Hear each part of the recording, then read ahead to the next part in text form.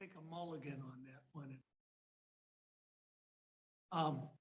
Welcome to a regular meeting of the City of Clayton Board of Adjustment. It's approximately 5:05 p.m. I apologize for us beginning late. We're scheduled to start at 5 p.m. as advertised.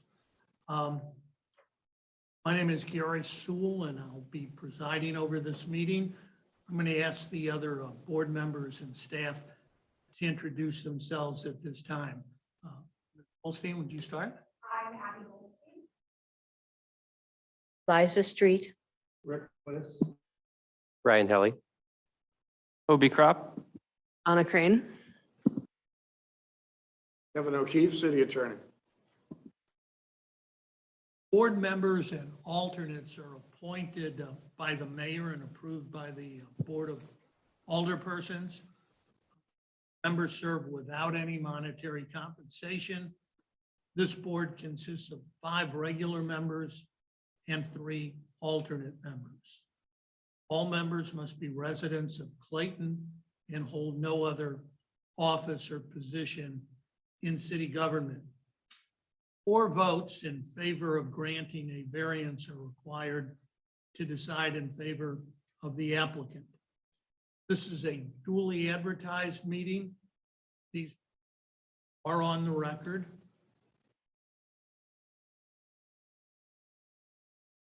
This time ask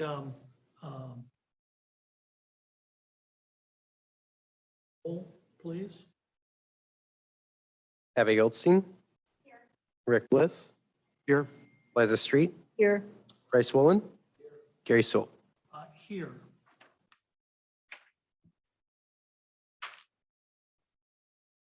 So next, we're going to consider the minutes from our meeting of November 3, 2022 for approval. Members have any questions, comments regarding the approval of these minutes? Okay. It's my only observation is on the minutes at the very top on the header, it references October 6th. And if in fact it's the November 3rd meeting, Yes, I had that same question. So, I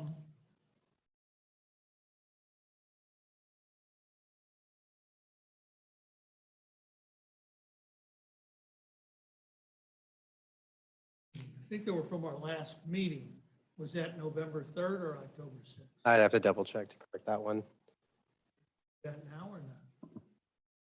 it would seem that on the agenda, on the minutes, they reference approving the October 6th minutes. Correct. So it would seem that They're November date 3rd. at the top should be November 3rd.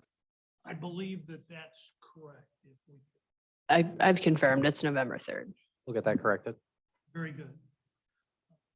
Anything else, Mr. Bliss, in terms of these minutes for the meeting of November 3, 20? There aren't any other questions or comments regarding these minutes. I would entertain a motion to approve these minutes as corrected. So moved. Is there a second? All in favor of approving the minutes of the November 3, 2020 as corrected, indicate by saying aye. Aye. Any opposed? These minutes are approved as corrected. Thank you. So we have 2 items on our agenda tonight. One for the property at 21 Dartford Avenue. Is the applicant or their representative present and ready to proceed? Very good. And then we have a second appeal on behalf of Angela and Stephen Strum, the owners of the property at 8177 Stratford Drive. Are the Strums here and ready to proceed? Very good. We'll take these matters in the order that they appear on the agenda. That would be 21 Dartford Avenue.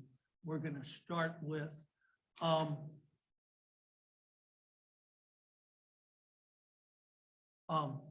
anybody who's here who intends to speak either for or against the appeal for the 21 Dartford Avenue, I'm going to ask to stand up and be sworn. So that's going to be you, sir. Ryan, you want to actually testify or just off? Very good. Okay.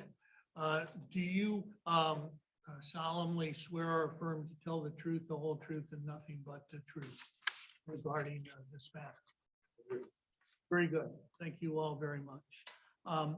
Next, I'm going to ask the attorney if the city has any exhibits it would like to made part of the record in this matter. Mr. O'Keefe? Thank you, Mr. Chairman. Yes, the city offers the following exhibits. Exhibit A is the Code of Ordinances of the City of Clayton in toto. Exhibit B is Chapter 405 of the City Code relating to zoning regulations. Exhibit C is Article 6 of Chapter 405 regarding the authority and procedures of the Board of Adjustment. Exhibit D is Article 13 of Chapter 405 regarding the R2 single-family zoning district regulations.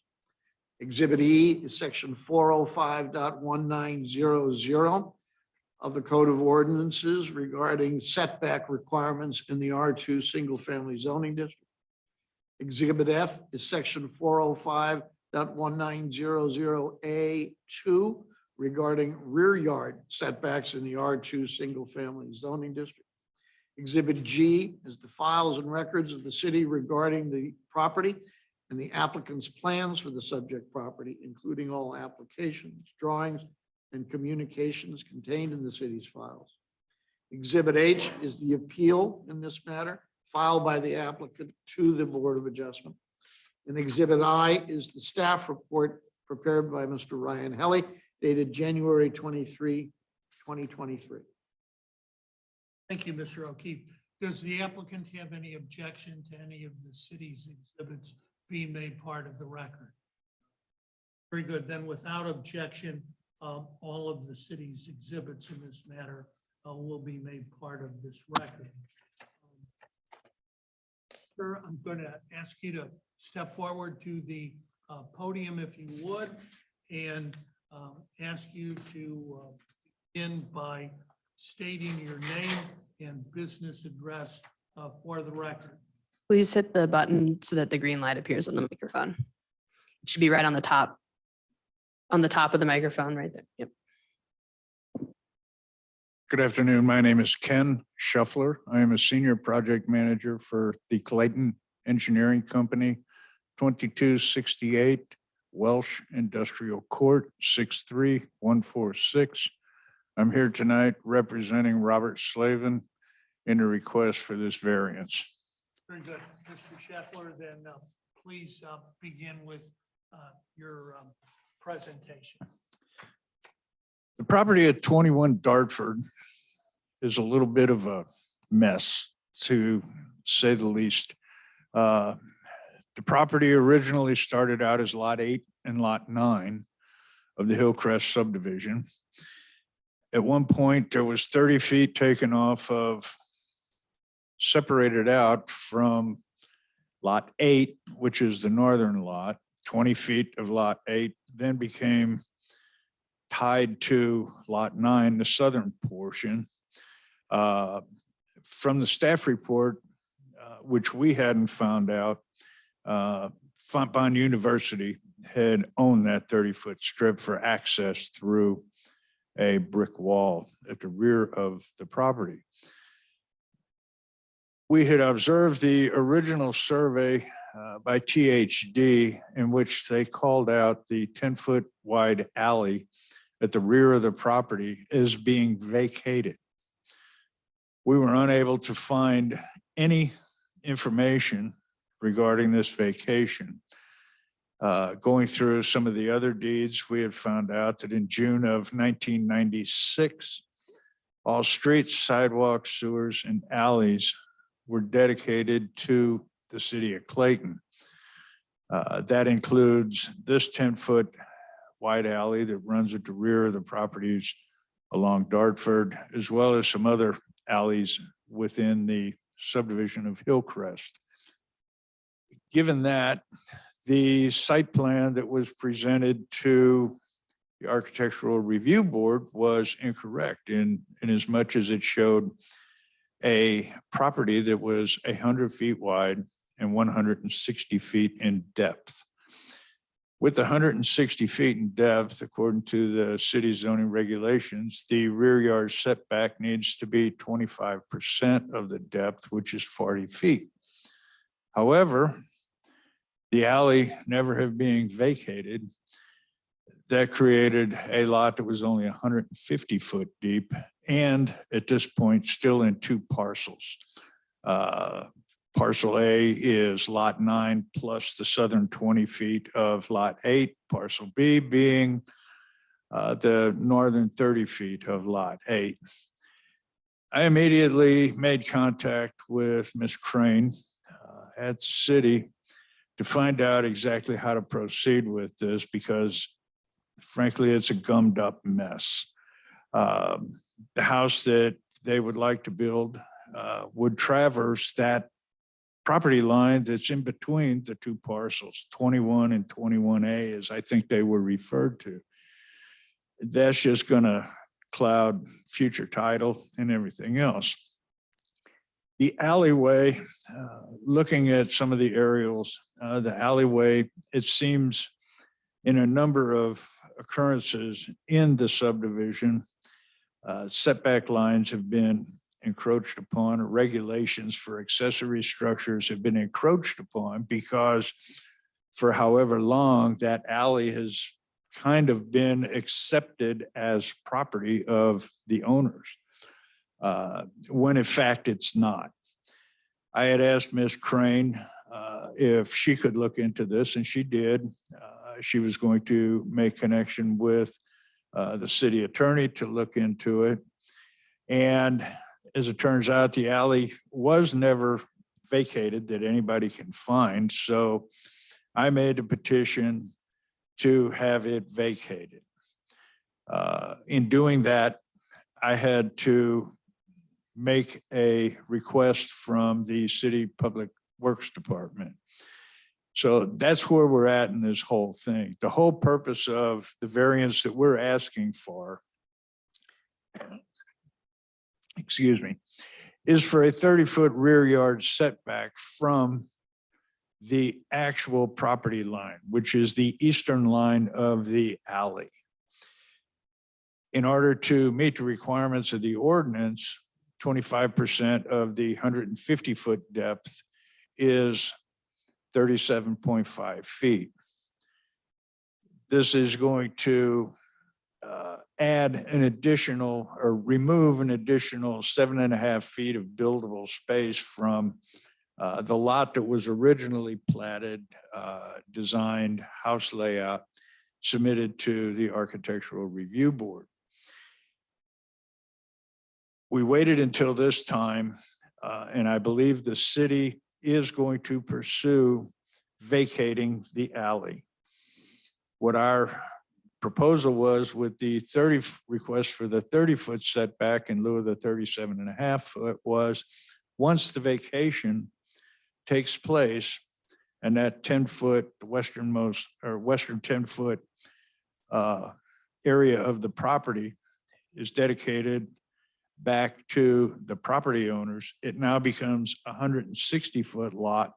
25% would be 40-foot setback, which will be in the exact same spot as the 30-foot that we are requesting.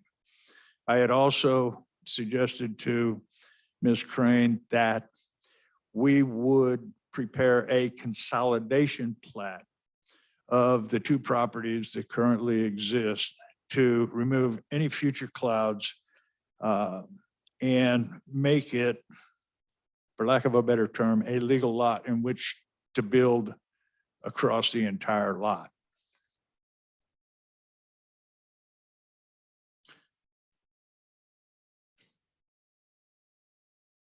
And I think that pretty much sums it up. If anybody has any questions, I'd be more than happy to address. Woolen? Mr. Woolen, can you hit your microphone, please? The alley, is that, and I drove by the property today, I just want to make sure that I'm clear, is the area defined behind the wall between the drive that is Fontbonn's property and that back brick fence?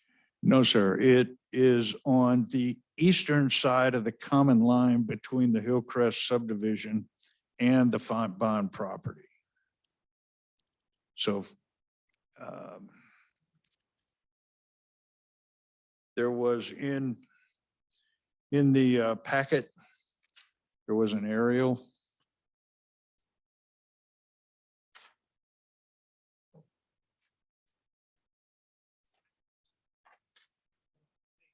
With the staff report, or was that something else that the applicant submitted? That was part of, the aerial view was part of the staff report. I did prepare a variance exhibit, which shows the 10-foot wide alley on the eastern side, not in any way connected to, it's adjacent to the Fontbonne property. It's on the western side of 21 though, right? Yes, it's between lot 21 and the Fontbonne property, But or it's the very 21. Back of the property, Yes, but it's not the grass area behind the fence? yes, it is. It appears that this entire 10-foot wide alley has never been improved with pavement to be used as an alley.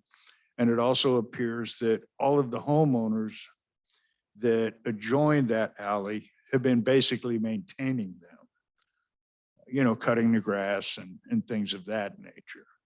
But as I stated in 1996, when the subdivision was created, the streets and the alleys were private for the use and benefit of the lot owners of the subdivision. In 1996, they rededicated the streets and alleys to the city of Clayton. So that 10-foot strip is property of the city of Clayton right away.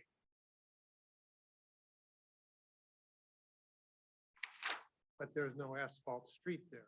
No, sir. And the issue with that then becomes, because the alley is a separate property owned by separate entities, that property line there is where these setbacks and every other regulation has to be taken to. Question for Mr. If the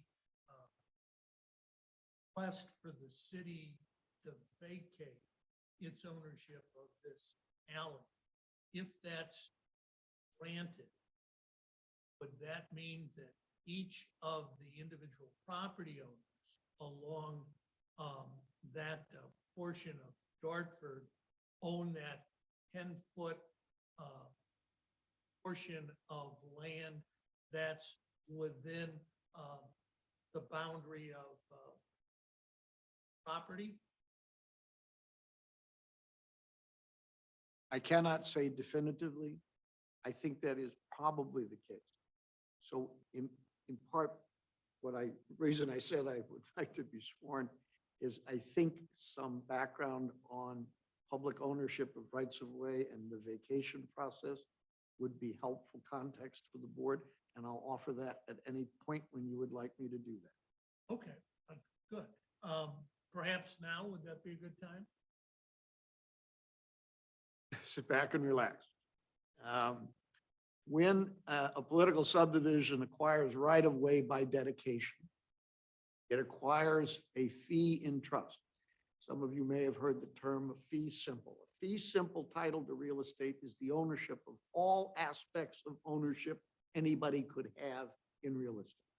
Courts sometimes refer to it as a bundle of rights. And a fee simple is total ownership of all rights with respect to property. When the city acquires by dedication, it acquires a fee title, but it is a fee in trust, allowing the city only to use the property for the purposes for which it was dedicated. Okay? So we have all title to it, but we cannot convey it to someone else for some other use. We cannot put it to some other use. If it's dedicated to us for purposes of a roadway or passageway, it has to be maintained, it has to be restricted to that use, and it can't be used for any other purpose, or we would violate the trust with which it's constrained and given to us. The question of whether the political subdivision wishes to vacate property is vacating is how a political subdivision gets rid of dedicated property. Again, remember, we can't convey it to anybody else. We can't sell it. We can't say, here's good title to this property, because we don't have fee simple title. All we have is the fee and trust for use as a roadway. So we can't convey it to anyone else. And what we do is we say, we no longer wish to own this. It's not ours anymore. And we record that vacation with the recorder of deeds. And it is a legislative act up to the total legislative discretion of the Board of Aldermen, whether at a given point in time it decides that the city will never require use of this real estate again and is prepared to vacate its interest. What the Board of Aldermen may do with the gentleman's application or even staff recommendation, I cannot tell you. The board has expressed no point of view and taken no action. I have learned I never assume a legislative body will do what they're told, so I never assumed that it would be vacated. But when the property is vacated, it then reverts to the successor in title to the property from which it came. Ordinarily, for instance, the street in front of your house is vacated, it will go half to each side. But if a piece of property is dedicated on the edge of a parcel of real estate, then it will revert to the successor in title from the lot from which it was taken, and all 10 feet would go to one side. So in response to your question, and I have done no research or done any title work to confirm what Mr. Scheffler believes to be the circumstances. But if it was in fact taken from the side of, or edge of a lot, then the 10 feet ought to revert to the successor in title, all those lots along it, as opposed to being divided in half. The problem is that the city does not convey it, and the recorder of deeds has to sort out with the county assessor who they believe owns it. Or property owners go to court and get a declaration, that's mine. But the city has no ability to say it's yours. Okay? So there are a couple of problems with the assumption that this lot will become 10 feet larger. Number one, the legislative body of the city has not even considered, let alone agreed, that it is in the best interest of the public to vacate the city's interest in that property. Number two, when it does, we don't determine where it goes, and it is up to the property owners to assert and establish their ownership subsequent to vacation. Okay? None of that has occurred. So I am not in a position to suggest to you or to render an opinion that Mr. Scheffler's client will own that 10 feet at any given point in time in the future. Is that help at all in terms of vacation 101? Certainly helps me. I can't for anybody else. So theoretically, just theoretically, Bon could go and say, no, that's our property. Yes, upon vacation, if they have some claim to it. by reason of having made use of it, by reason of having purchased an interest or whatever else. Or that more title research reveals some role that they had. I have no idea. Everybody that has $125 can go to courthouse and claim that they're entitled to relief. Said, if I understood you right, that the reversion would go to the original transferor, which was the trustee of the subdivision. That's, If I'm that, I believe to be the case. if I am the property owner, Mr. Slavin or the leakers or whomever, I would want to I would like to have an agreement with the trustee that they would in turn, upon receiving the reversion, if that's the proper term, would then be deeded back over to me for my lot. My neighbor would want to do the same, the neighbor next to that. They would all like to have an agreement with the trustee that the trustee is committed to dedicate the abandoned 10 feet to each respective property owner. Right. My contextual material doesn't even take into account claims by the trustees to the property. But you are correct that that adds yet another layer of complexity to sorting out who's on first when all the dust settles. Mind if I understand, Mr.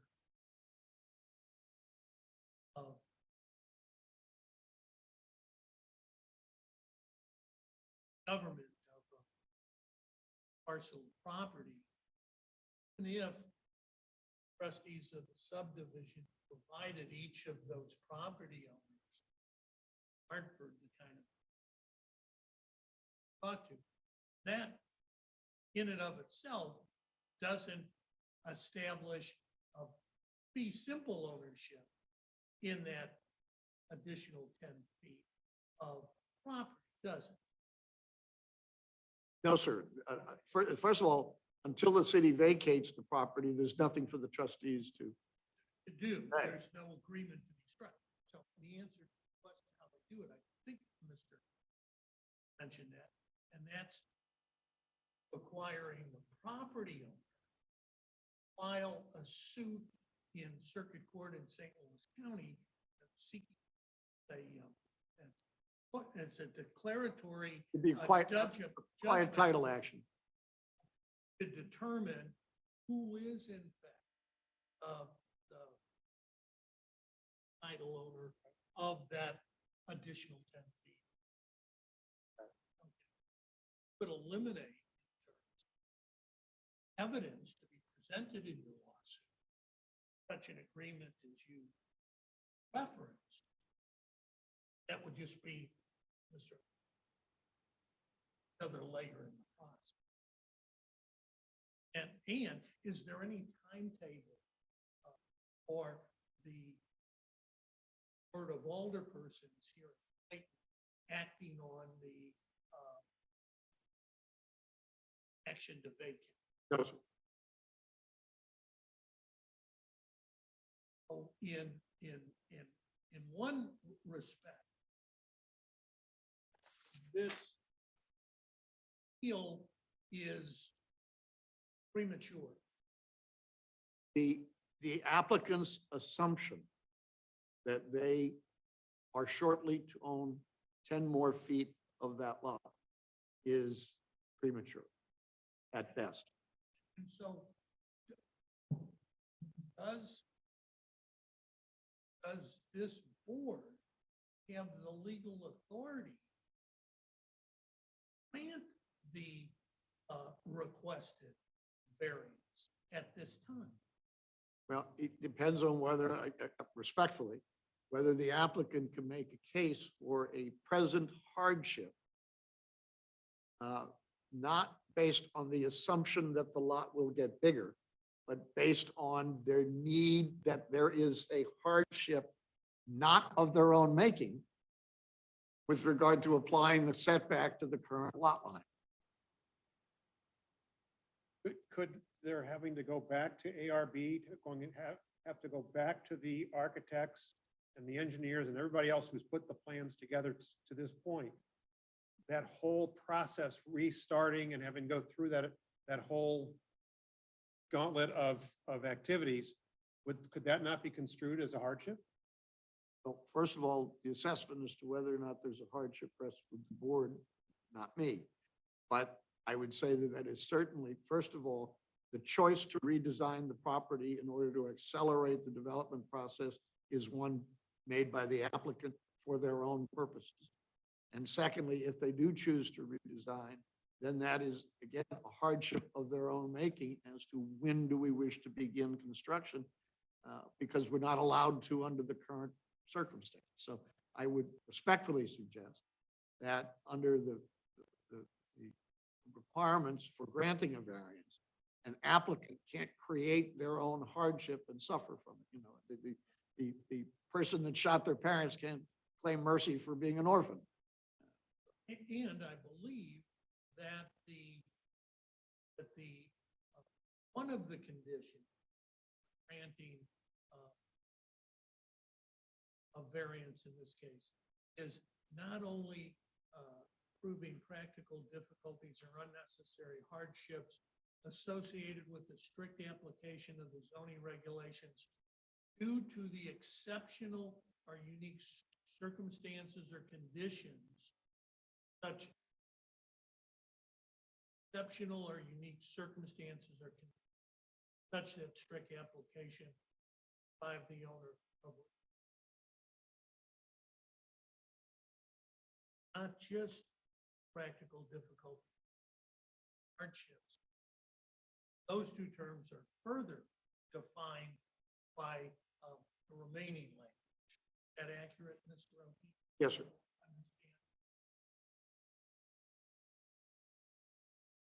Section of the ordinance. Yes, sir.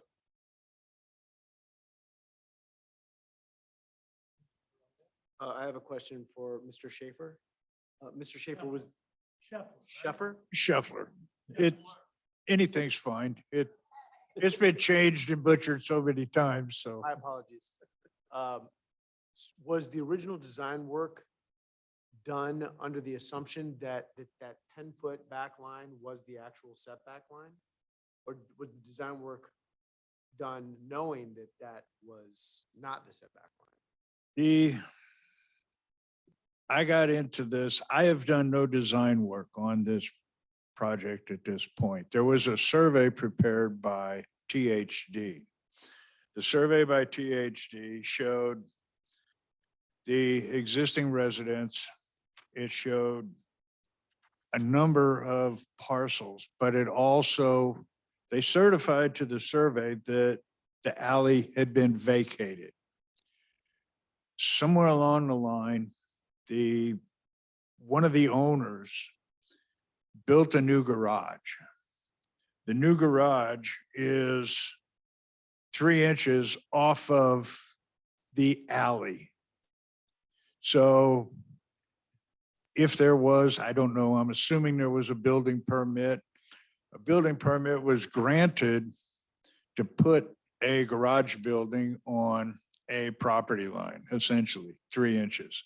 It's my understanding that accessory buildings are allowed to be built in the rear yard setbacks, but they still have to maintain a minimum from a property line, and none of that was done. So there was a lot of confusion with this from the get-go until it came to my desk. And then I started asking questions. They're hoping to keep the same house plan that they had originally done, which needs in this case, the 30-foot setback, or we redo the house.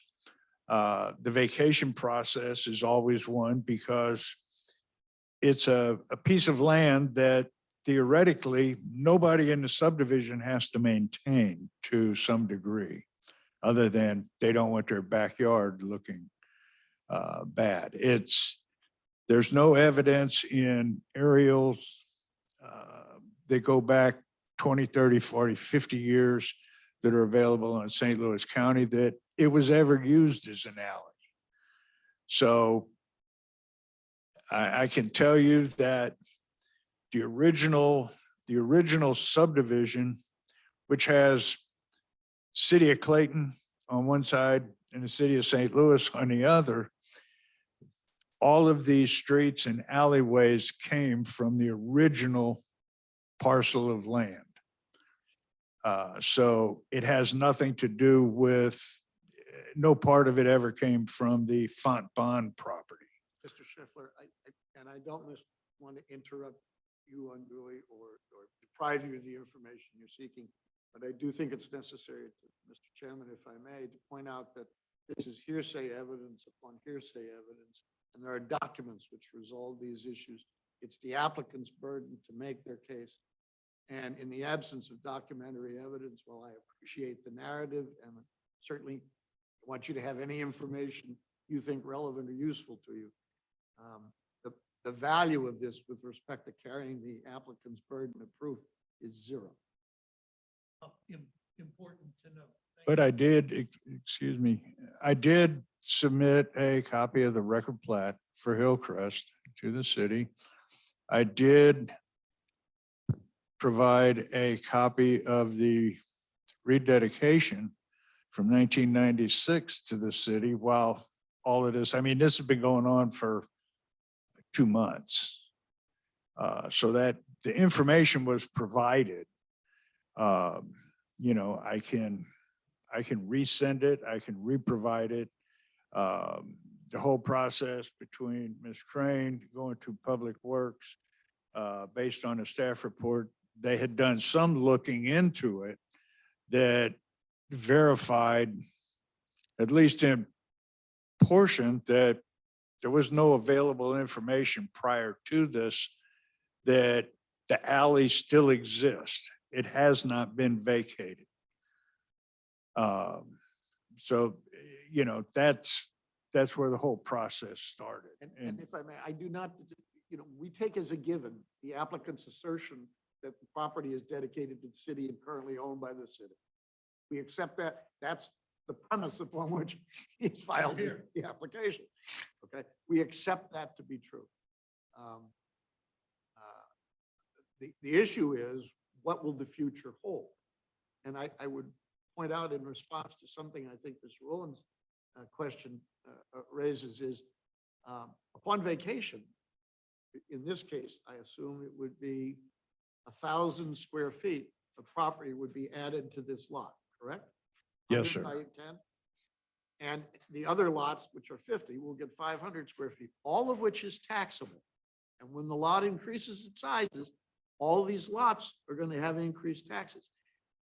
Not everybody who lives along this alley may be excited about the prospect of the property being vacated.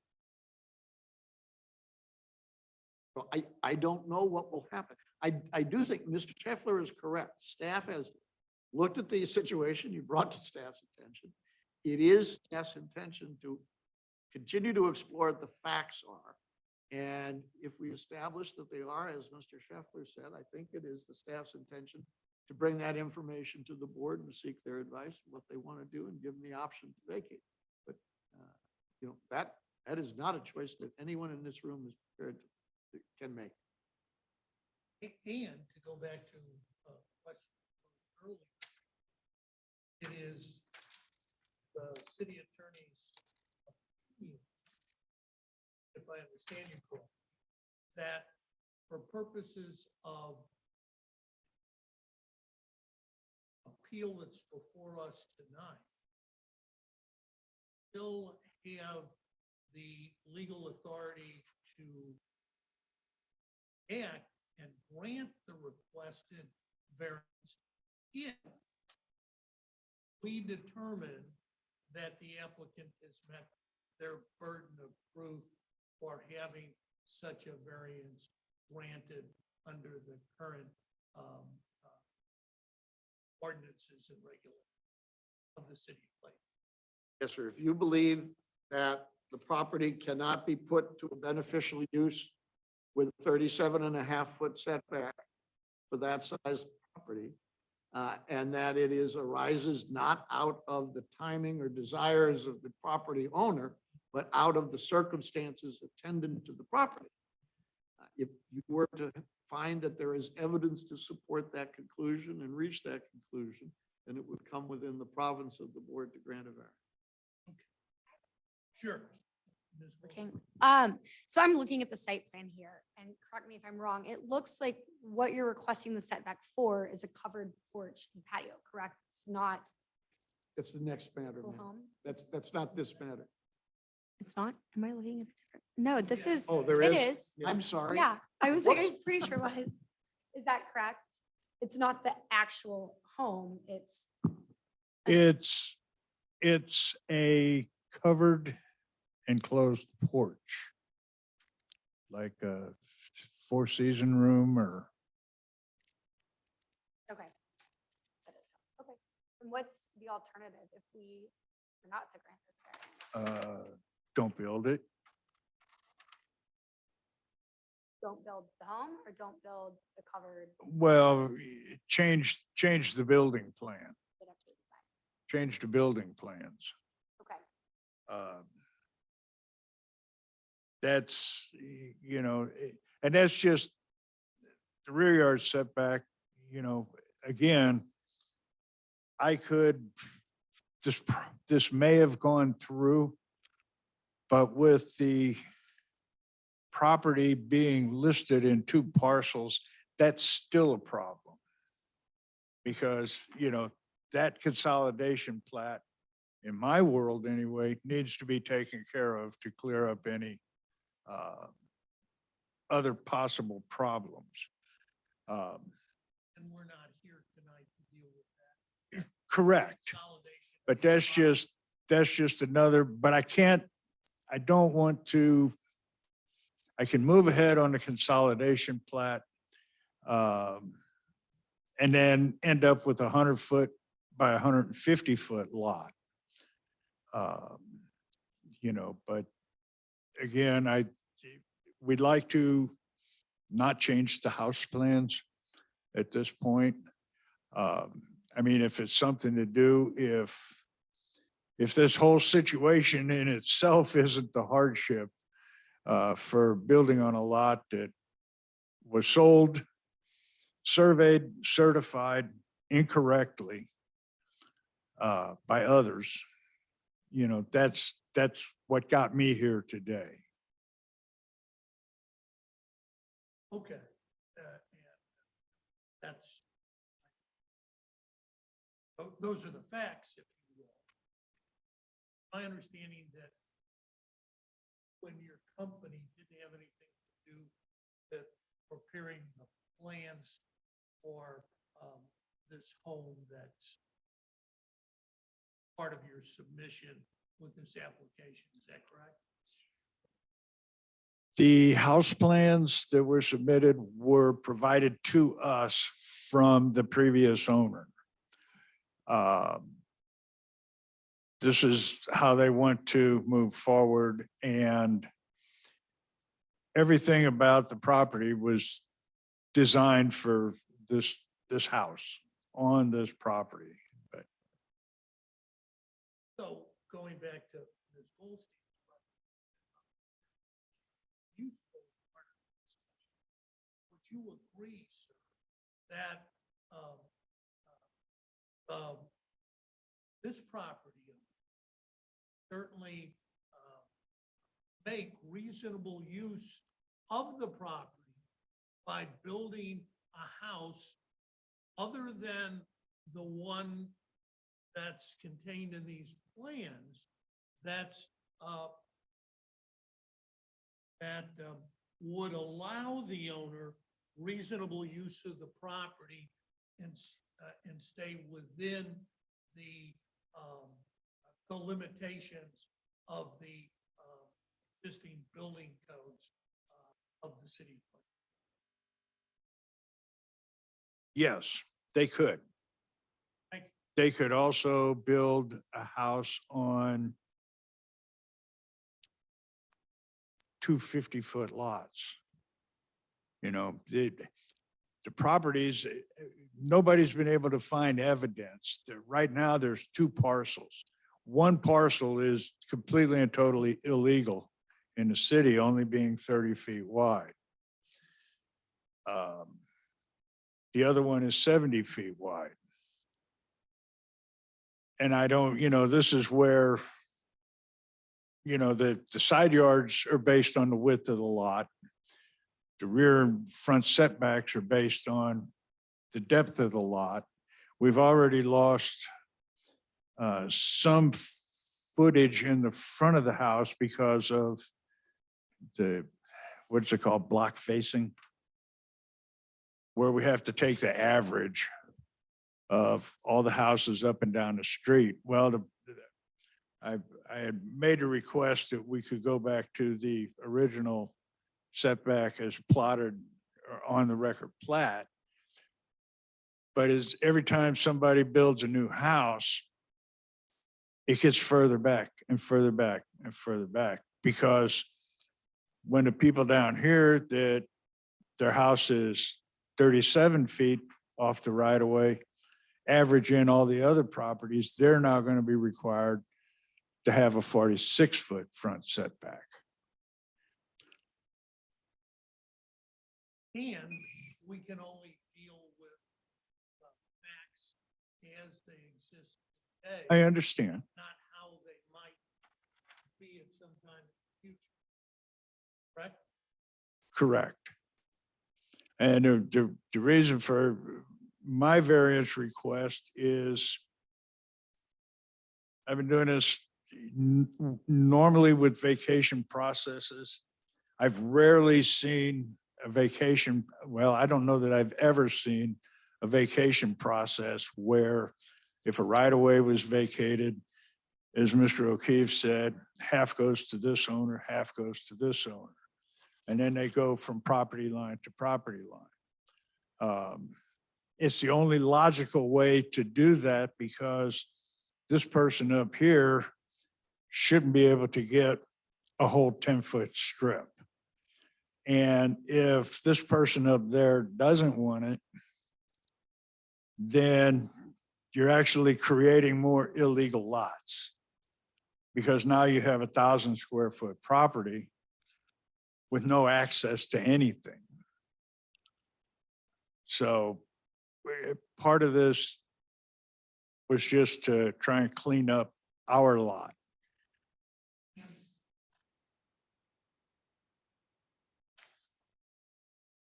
The reason that you were brought in, the fact that there was an error made in that survey that the property owner or the farmer had prepared, which showed the alley we've been talking about as having been vacated? Is that, which turned out not to be the case? Is that the reason? Not only was that part of it, but the current owner, Mr. Slavin, purchased the property based on a 160-foot deep lot. Which was a function of this incorrect survey that. Yes, sir. It's just been a mess, and I'm just trying to clean it up. I understand completely. To Abby's point, though, they can build the house or the foundation as long as they're willing, if they're very optimistic, in the short run, they're going to sacrifice 7.5 feet of concrete porch and patio that they may be able to get back if the city were to vacate the alley and all that goes downstream. But otherwise, they can still build the house as it is laid out with the foundation east of the setback line, correct? Yes. They just can't complete the house per the plans as they are now until possibly sometime down the road. Got it. But that presents new problems trying to get materials and everything to the back of a house with 10-foot side yards. Mr. Wallen, So when this occurred to me that not only has the existing property owner hired you, and I think wisely, they're vacant, okay, get them out of this mess earlier described. Sounds in part as if that property owner applicant is asking this board to partner with you.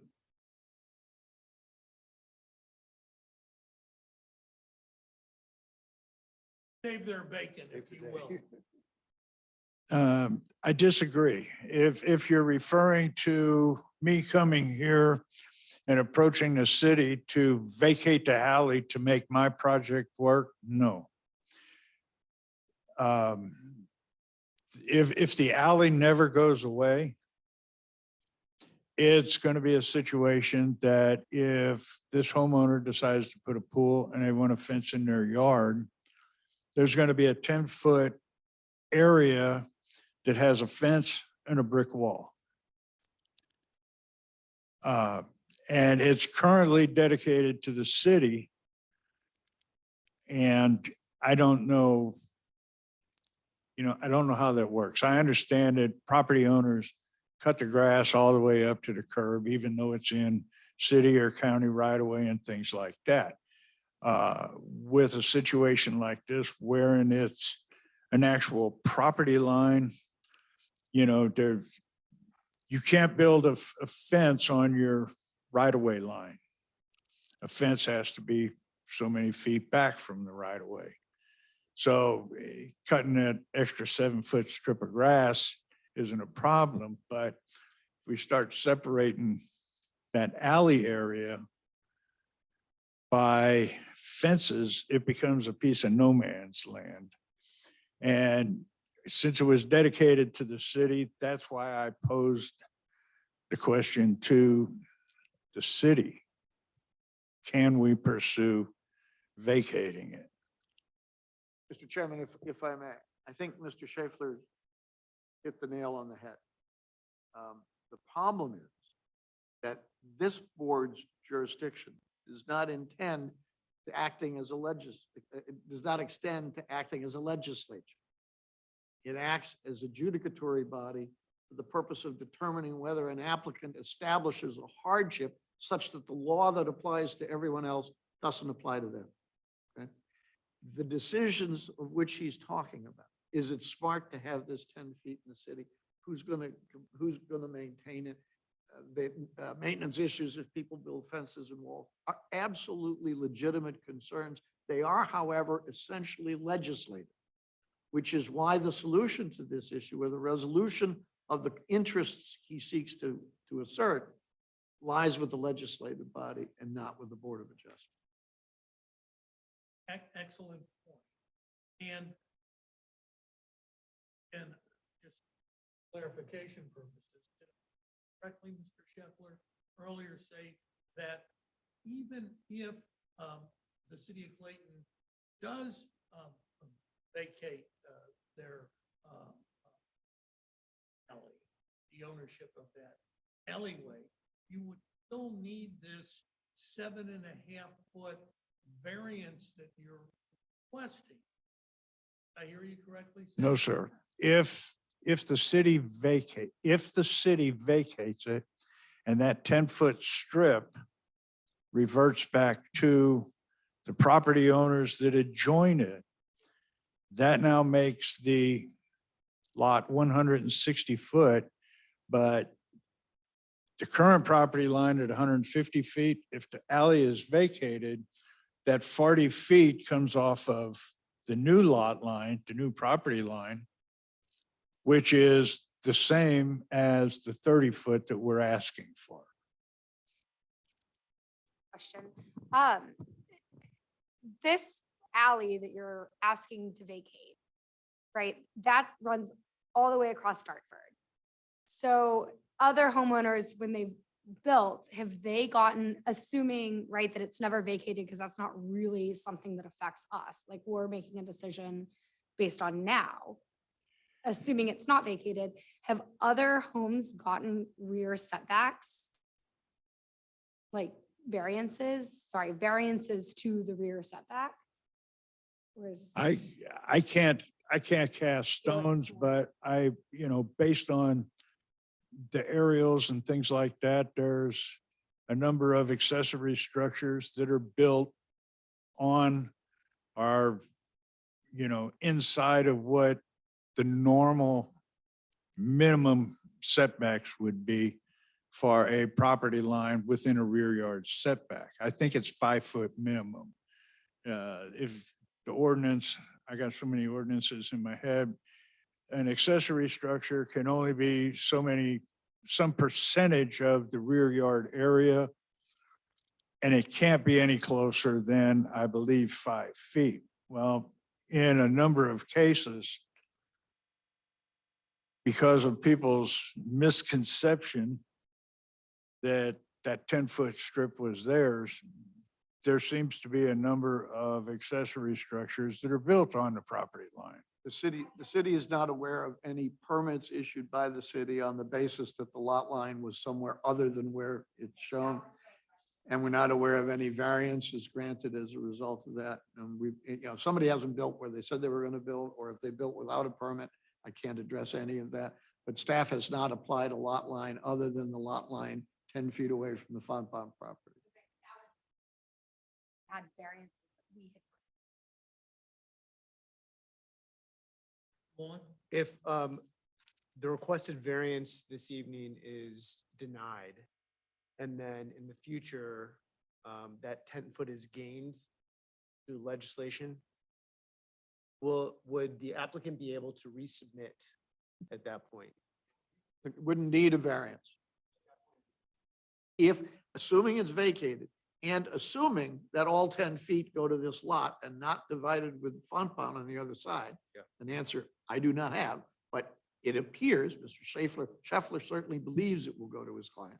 And if his belief is correct, then the property, the facility as designed appears to satisfy the 25% setback requirement for the rear lot from that 160-foot lot. Yes, now. Right.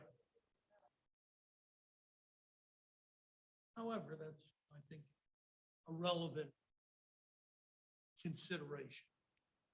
Anybody else have any questions for Mr. Shep? Yeah. Mr. Helly, let me ask you just a few questions.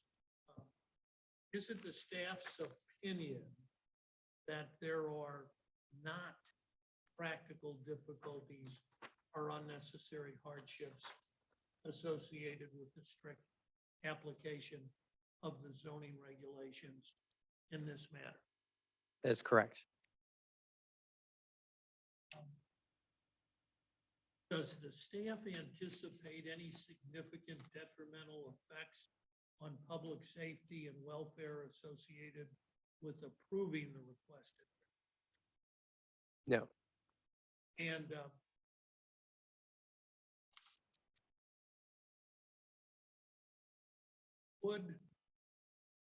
is it the staff's opinion that granting the requested variance would not likely result in a change in the district map, That is correct. impair an adequate supply of light and air to adjacent properties, Correct. increase congestion in public streets, Correct. increase the danger of fire, Correct. materially diminish or impair established property values within the surrounding area, Correct. and would not in any other respect impair the public health, safety, comfort, morals, and welfare of the city of Plainview. Correct.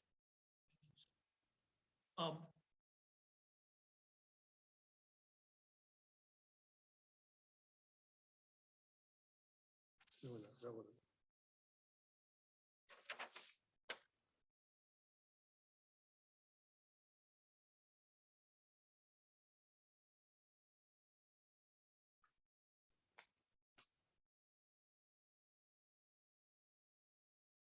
So as I understand it, Mr. Scheffler, the only alternative that the applicant, property owner in this case, considered was the city of Clayton vacating ownership of this alleyway behind the property in question that we've been.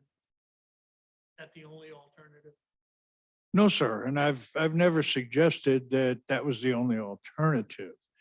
The request for this variance is based on the current house that's been designed, the current house that's been agreed to,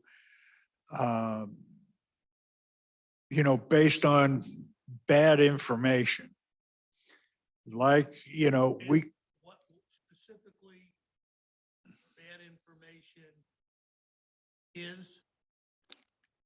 the original survey of the property and lack of due diligence to determine what the property was. There's been a number of variations.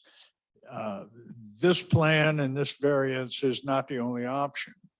As been suggested, we can build a house and then come back at a later time and build the four-season room on the back. The four-season room in the back, because of the fact that it's enclosed and everything else, it needs a foundation. It's not like it's just a concrete slab.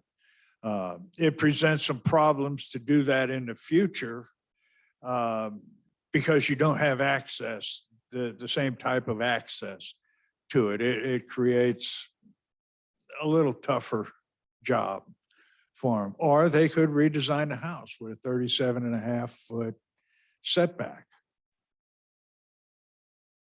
So it's not the only option. It's the one that we would prefer, and that's why I'm here asking for this variance.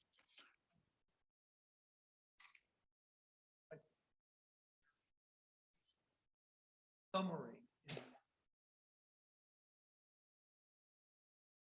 So do any of the members have any?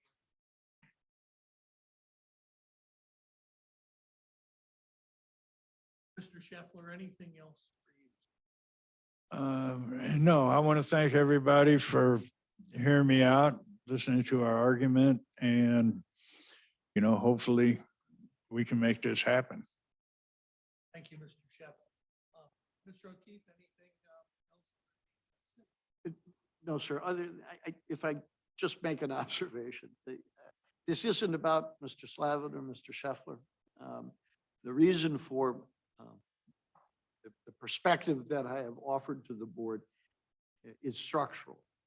It's policy. It's the role and the distinction between legislative bodies and adjudicatory bodies under this land use regulatory scheme. And it is important, in my view and in the staff's view, that the board be sensitive and applicants be sensitive to the fact that the board here isn't here to second guess the zoning laws of the city. It's in here to second guess the ordinances. It's here to afford relief when and if the strict application creates not something that isn't what they want to do, but creates a circumstance that they can't do anything. And that is when relief is warranted. And that's why this release valve of a variance is established under the law. It's not personal. And staff's intention is to bring as expeditiously as possible the question of whether or not the board wishes to vacate this property to the board for consideration. But That's the other board, the big board. not yes, sir, I'm us, the sorry, little board. the Board of Aldermen. But we also want to have our due diligence done before when that issue is presented for decision. And I'm not going to presume what that decision will be. But it is the reason for the issues that I've raised with you is to preserve the integrity of this tripartite system. Process. it's about process. So, thank you. Thank you. Welcome it. I welcome Mr. O'Keefe as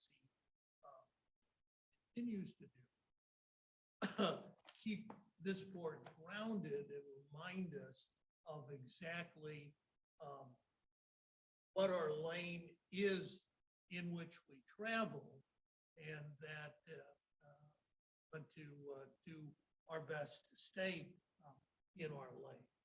So another way to look at it is, my perspective is, I think we're asked to call balls and strikes, if you will. We're not making any decisions to trade players or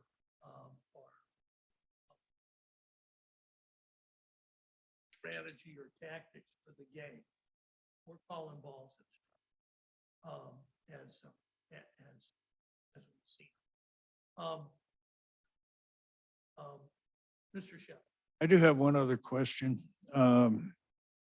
If we are denied this evening, and I go back and I get more information, I provide more information to the city, and I find that the vacation process can go in our favor. Is there a time period that I have to wait to come back and request the same variance? Yes, Mr. O'Keefe. Would you need it? Answer that. You wouldn't need it. Yeah, I'm not sure why you would need. Oh, I'm sorry. You mean if the property is not vacated or it doesn't go to you, is there a time limit on reapplying for a variance for 30 feet instead of 37 and a half? Is that what your question is? Basically, but it Technically, you cannot apply for the same variance within 12 months without demonstrating a change of circumstance. If you believe that the resolution of the potential vacation or vacation and not getting all 10 feet or whatever is a change of circumstance, you would have an opportunity to try and make the case to the Board of Adjustment that you are not foreclosed, not barred for 12 months because of that change of circumstance. thank you. And yeah, it seemed to me the key there in your question was, you said something about reference. If you got more different information or evidence with respect to this issue of vacating the alley before the vacation took place, could you file this same variance and not have to wait any particular length of time from this request to the subsequent one? Correct. And the only reason I ask is Ms. Crane said that the city will not go through and vacate little pieces here and there. That if the city pursues this, can pursue this, chooses to pursue this, it's going to be the whole alley. And that is a long process. And we were hoping to avoid a long process, which I believe that ultimately the alley can't go away and the alley will be reverted back to the adjoining properties. And my 30-foot request will then become a legal 40-foot setback. But it's the time factor. You know, it'd be nice to start building in spring and live there by the end of summer. Understood.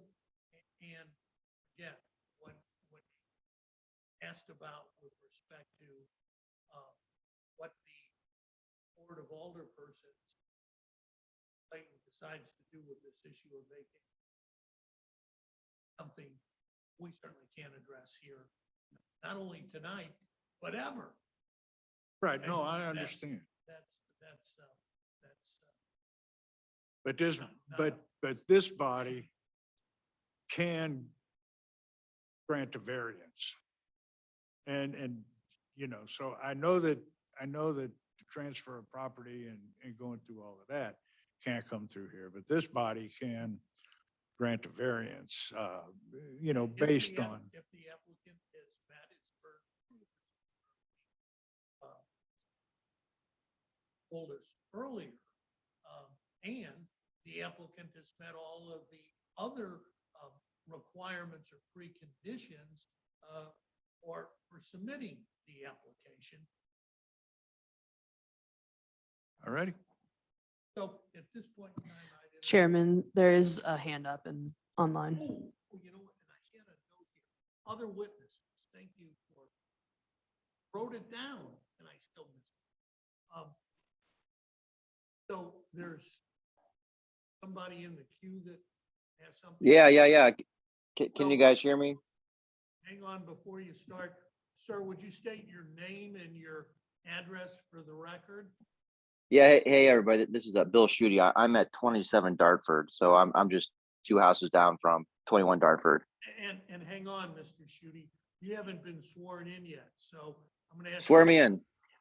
Raise your right hand. Do you solemnly swear to tell the truth, the whole truth, and nothing but the truth regarding your testimony in this matter? Yes. Proceed, sir.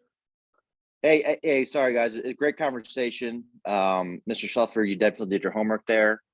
I'm at 27 Dartford. I'm also the president of the homeowners association here, and I'm really tied in with the trustees of the neighborhood.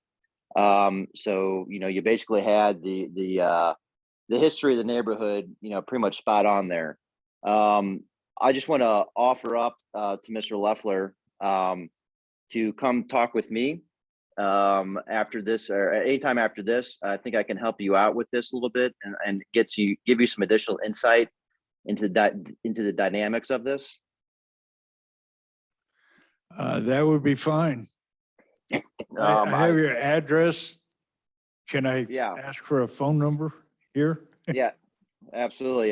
314-401-7980. 7980. Yeah, and you know, there's about 10 or 12 homeowners on the street, and I have a general sense of what these homeowners what their opinions are with this 10-foot alley or easement, whatever you want to call it, you know, behind our houses are. So again, I think you know, I'm not sure what this body is going to recommend tonight. It sounds like unfortunately you might have some more stuff to do, some more homework to do on your end. But I think we can me and the other homeowners on Dartford, as well as the trustees in the neighborhood, can help you out. Thank you. And we're all sick of looking at that eyesore at 21 Dartford. So we have we have a bit of a interest to you know, see that, you know, turn into something, you know, better than what's in there right now. Thank you, Mr. Schutte. Anything further for this evening? No, thank you for letting me speak. Welcome, appreciate your input. Anybody else out there in the queue that would like to speak before we conclude this matter?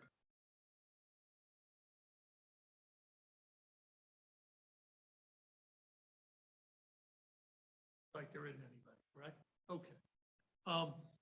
And thank you to all of those who are participating online this evening regarding this matter. Appreciate your interest and your patience. At this point, I would entertain requested variance. You want to ask them if you want to? Okay, well, fair enough. Good question. So, Mr. Scheffler, Mr. Bliss has suggested that he ask you, based upon the discussion you've heard so far this evening, want us to proceed with an up or down vote on the requested variance? Or would you prefer to Take it off the table. Withdraw your application for now and reserve the right to ask that it be rescheduled at a later date. That wouldn't require the filing of any kind of new variance, would it? He could, if he chose not to have us vote on this tonight, he can reschedule his same variance for a later date, is that correct? We would ask that he reapplied if he were to do that. Unless there's some specific evidence that the applicant believes will be available in the near term. I think if it's a strategic decision to avoid an adverse negative ruling so that there's no question of a bar to a subsequent application, I think was the reason for inviting you. I think the solution is to withdraw and.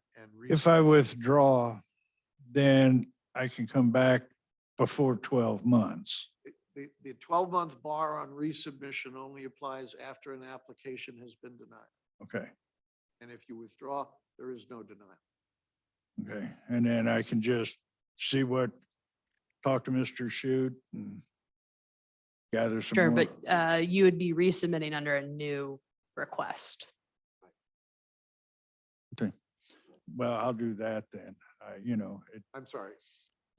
I will, We're not going to throw this out without something explicit from you saying that you wish to withdraw as opposed to do that. Okay? I work in a different field than you. I understand. That's why we all want to stay in our lanes and we all want to make sure we do our job. So Based on how I believe a vote would go, I would at this time like to withdraw the application to come back at a later date. How's that? I think that is sufficient, and we thank you for, we don't have to vote on your request to withdraw. That's the applicant's choice. Thank you for all of your efforts on this matter. I think your client was well represented by you. Thanks.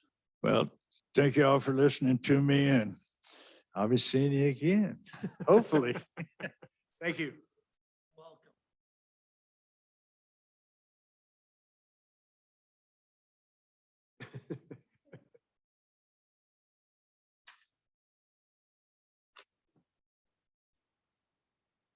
Shift gears.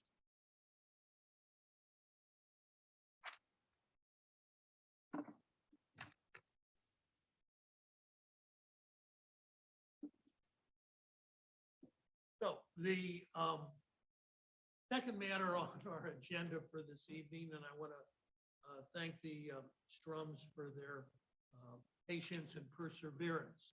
So we now have an appeal from Axton McCormack on behalf of Angela and Stephen Strum, owners of 8177 Stratford Drive, for a variance to allow for the construction of a rebuilt deck with covered roof on the northern portion of an existing deck. Mr. Strum, are you ready to proceed? Very good. Let's do this. Anyone who expects to speak either for or against this matter, I'm going to ask to stand and we'll swear everybody in at this.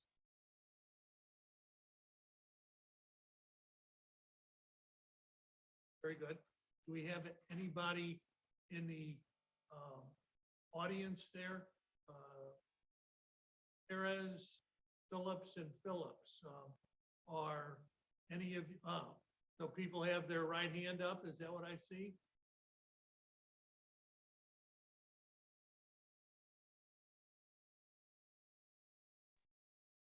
Yes, that's correct. Lynn Phillips and David Phillips. Very good. Yes, correct. Okay, thank you. You raise your right hand. Do you solemnly swear to tell the truth, the whole truth, and nothing but the truth with respect to testimony in this matter? Yes. Yes. Very good, thank you. Put your hands down. Mr. O'Keefe, does the city have any exhibits it would like to be part of this appeal?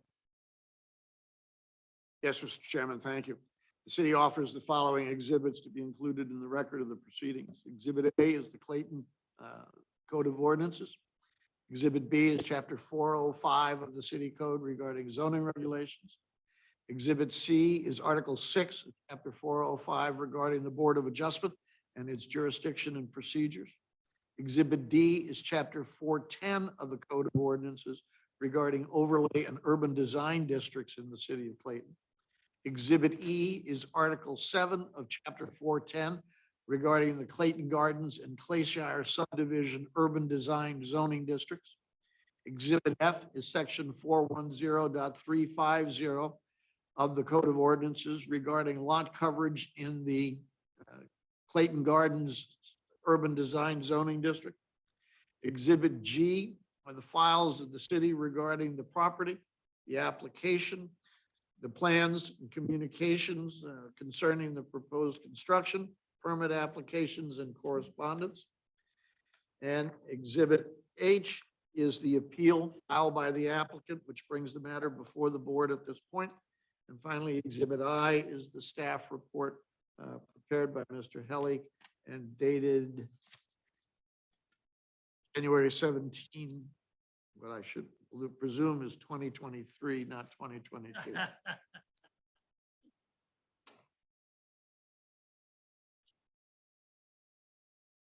Very good. Thank you, Mr. O'Keefe. Does the applicant have any objection to the city made part of the record in this appeal? Very good. Then the city's exhibits will part of the consideration of this matter. Let's see. Mr. Strum, who's going to speak first on the applicant's behalf? Okay, please, if you'd step forward, come up to the podium, and if you'd state your name and your business address for the record. My name is Axton McCormack, and I am a project manager with Jeff Day and Associates Architects at. Can everybody hear Mr. Axton?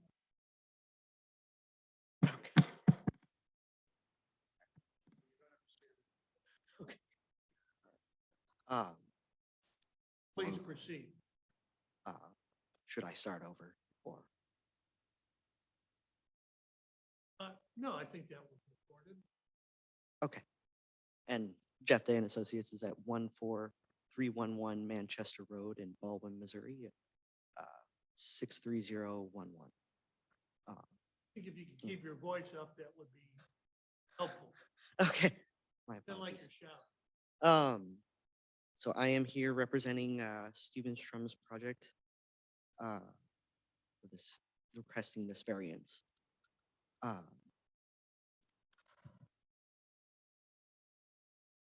The lot of 8177 Stratford is non-conforming lot in a couple of areas. It is 7,200 square feet. Meanwhile, which is smaller than the zoning regulations, which is 7,500 square feet. The other nonconformity being that the lot coverage already exceeds what the current zoning is, which is 55%. The current lot coverage is 64%. So now any chance of further enhancing the lot with any sort of renovations to the exterior are severely limited. They do have plans to tear down the deck and rebuild it with a composite decking to further preserve the deck. But they would also like to add a covered portion to the deck that would prove further use for the deck throughout the year. They could use it during any kind of harsh weather if they so chose to with this cover. And I am open to any questions that you may have for me at this time. Do the members have any questions?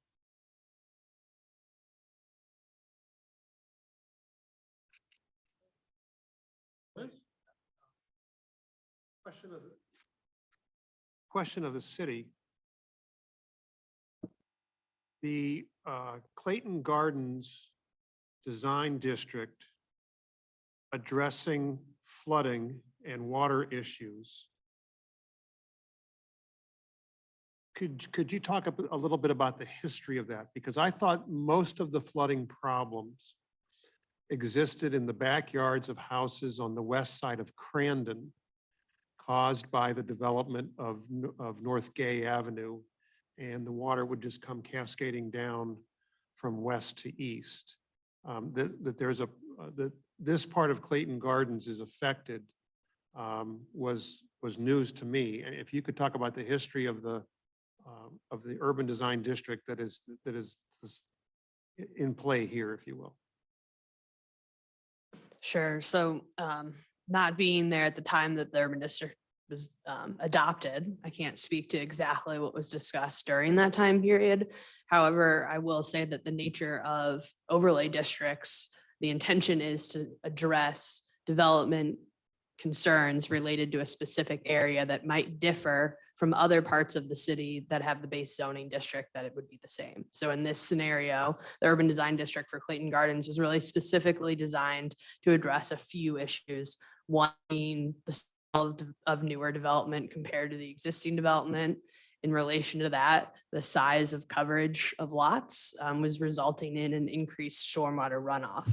As you'll notice in some areas, like the area you mentioned on Crandon, there's not the same sidewalk and right-of-way development that is able to capture and handle some stormwater runoff. So the issues related to runoff in that portion of the urban design district are different from the areas that are east of Forsyth, which is part of why within the urban design district, there are some regulations that differ depending on which side of Forsyth you're on within that overlay district. So this area, all areas of Clayton Gardens, there was an increase in the complaints associated with stormwater runoff issues, and there continue to be. And part of what the urban design district does, while I can't say if it was specifically designed to that, but one item that this urban design district does is further restrict the coverage of lots compared to other R2 zoning districts within the city.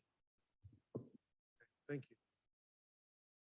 And by coverage of lots, pervious coverage.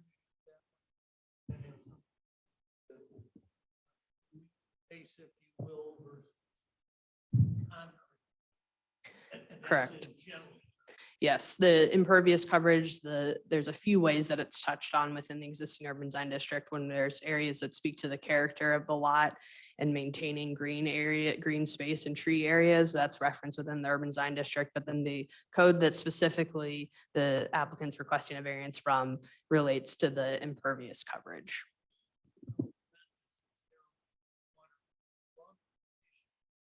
For this specific property, rather it's the impervious coverage question that applies in this. They're all tied together. The impervious coverage is a contributing factor to how much water runs off of the site. So I can't speak to specifically doing an analysis of this site's runoff. All that was provided was the site plans related to the impervious coverage. There was no drainage area map or outflow analysis provided as part of the application. However, the calculation to determine runoff do incorporate the impervious coverage. Thank you.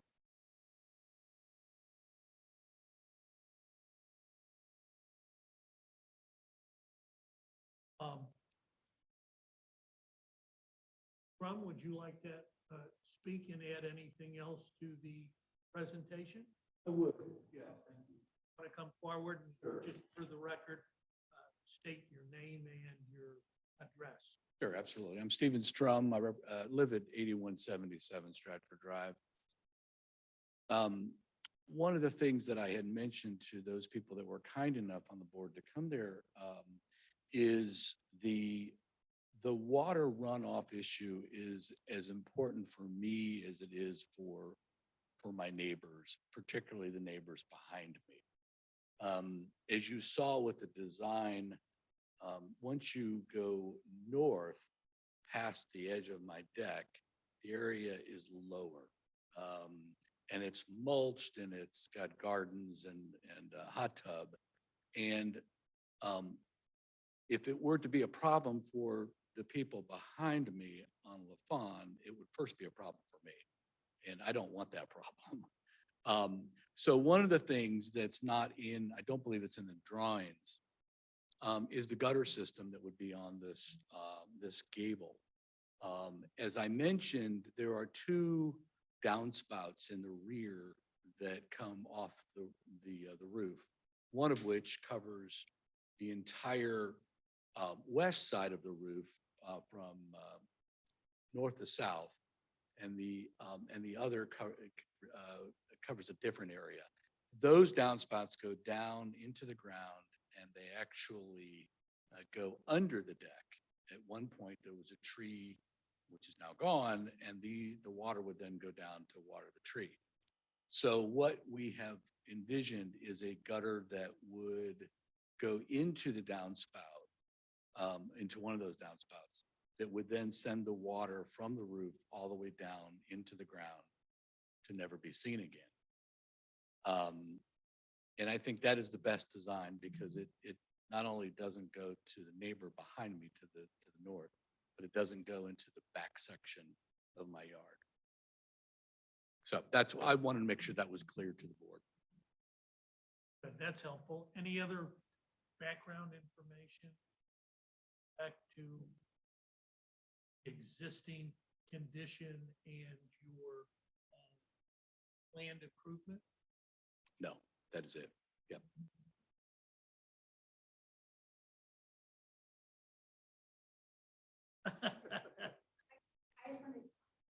Sure. On what Ms. I'm saying. Woolsey? So it's going to be the same footprint as what already exists. You're just adding. The deck is going to be the exact same exact same footprint. size. So it's Yes. the same amount of impervious surface. We're not getting anything new. Well, the deck is the exact same footprint. The roof that we're talking about is new. Right. That is not there right now. But yes, the deck is exactly the exact same footprint. If I may, the deck is not an impervious surface. The roof is an impervious surface. So they are adding impervious surface. And the proposed roof is, I understood it, not over the entire deck, it's over a portion of the deck. It's accurate? Yes, I would say, I don't know, less than half of the deck is the roof structure. Correct. I have a question for the city. Do we know how this engineering feat of having the gutters that go down underground and empty into space affect the infrastructure of the city? So there's a lot of drainage area calculations that the city does for new construction. Smaller projects such as this doesn't trigger all of that analysis. However, we still have certain design standards that would have to be met.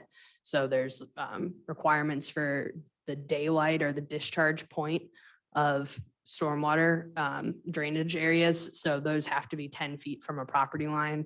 I can't think of a design where it just, the pipe just ends underground and that's the only spot. It would likely end up going into some sort of dry well system or underground detention system that includes a pop-up emitter for overflow. And those pop-up emitters have to be 10 feet from the property lines. The location of the dry well also would have to be shown on the plan. So we would be able to evaluate the criteria and what that, how that relates to our standards as well as MSD regulations. And And that information has not yet been provided nor assessed. and all of that information is not a part of the matter that's before us tonight. And those issues that tried would be dealt with at a future, if the variance is granted, would be dealt with at a future time by another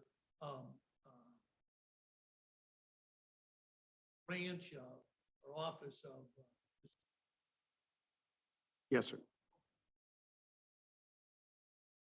Has this solution ever been, is there a precedent for this that has been done anywhere else in Clayton? The use of those kind of BMPs as their best managed practice, that's a common feature that we see on newer construction projects and larger addition projects today. And I am careful to say that that's a solution because I can't say right now, having not been able to review anything, whether or not that would be a solution to any sort of concerns. So the criteria for reviewing a hardship that includes, addressing potential impacts to public welfare and other features, that being proposed as solution, I can't at this time state if I, as staff, recommend that would be the case. If I may, and I think it was alluded to earlier, and I think perhaps by the chairman, one of the reasons for these regulations on an area basis is the character of the lots, the character of building on the lots, but also the infrastructure available, the lay of the land with respect to water sheeting and surface water control throughout the area. So, say I'm going to daylight it at a different part of my lot does not address the fact as to whether or not there's adequate stormwater systems in place to deal with this water once it finally gets to the curb and gets to the gutter and gets into the stormwater system. I mean, one of the reasons for these regulations is that this may be part of the dual.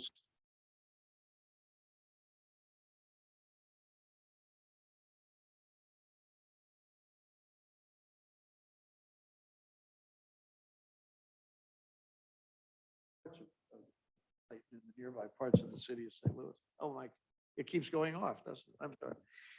So it is a question not just of what happens on my lot, but how does the lot fit in with an integrated question of surface water in the area within which the regulation is effective. Does that make any sense to you? Thank you.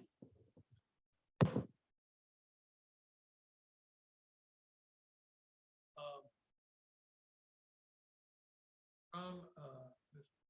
Carmack, anything further? Nothing further. O'Keefe, anything more for? Oh, yeah, we have the Phillips, and then David. Lynn, looks like you're up first. For the record, please, would you state your name and your address? Sure. I'm Lynn Phillips. We are at 7928 LaFawn, which is directly behind the Strums.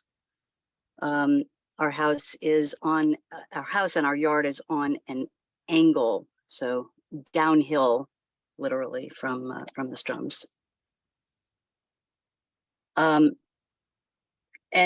first, I want to say, thank you to Steve and Angela for the consideration that you gave for water control. This is part of the reason that we're here. We think you guys are great neighbors, so we appreciate you giving that consideration. But I do want to note that we did not see the gutters that you talked about in the plans. I don't know whether they are intentionally left out or whether they're part of the plans and the restructure, but we did not see them. So we're not able to really visualize how they work. But the other thing is that in addition to the runoff from the gutters and the roof, one of our concerns is that it looks like, according to the plans, there are 4 large anchor piers underneath the deck that would bore into the ground. And it looks like they would bore into the ground relatively close to our property line.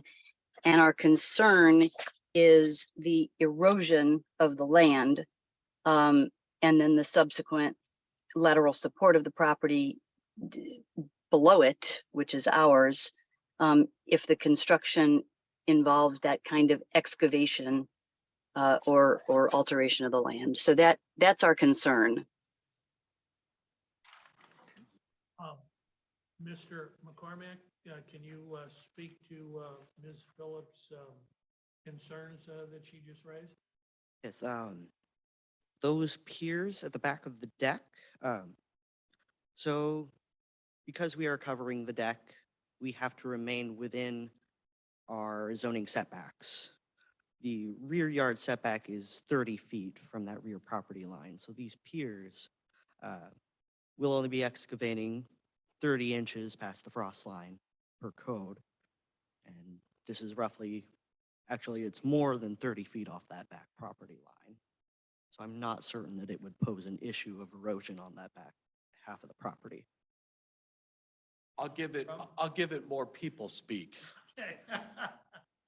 which is getting back to the question a few minutes ago, the piers and the footprint of the current deck is not going to change.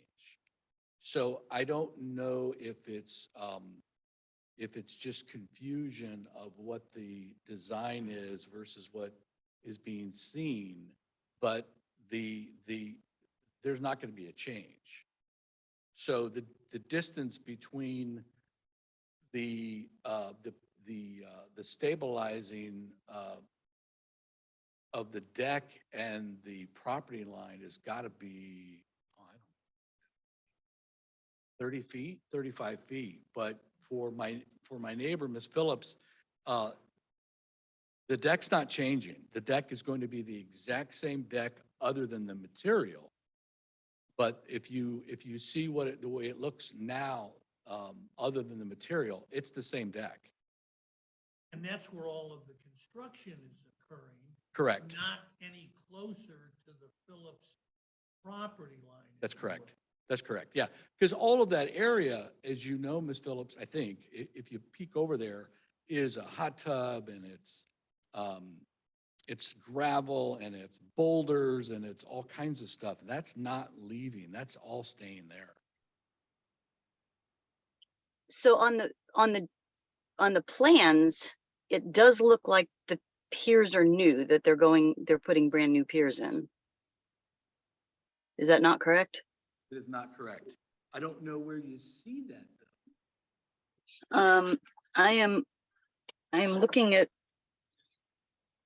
covered deck cross section, right side elevation. I'm looking at plans that were in there, and it's got these 4 big piers. But if you're saying that they're already there, they're not going in new,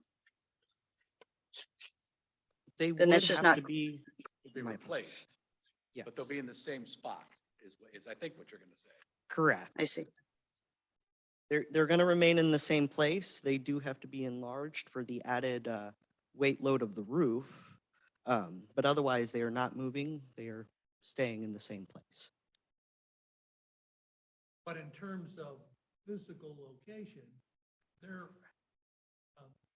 in the same place that they are now, and they're just outside the Crumbs home, and not anywhere closer to the rear property line of the Strums, which backs up to the Phillips property lines.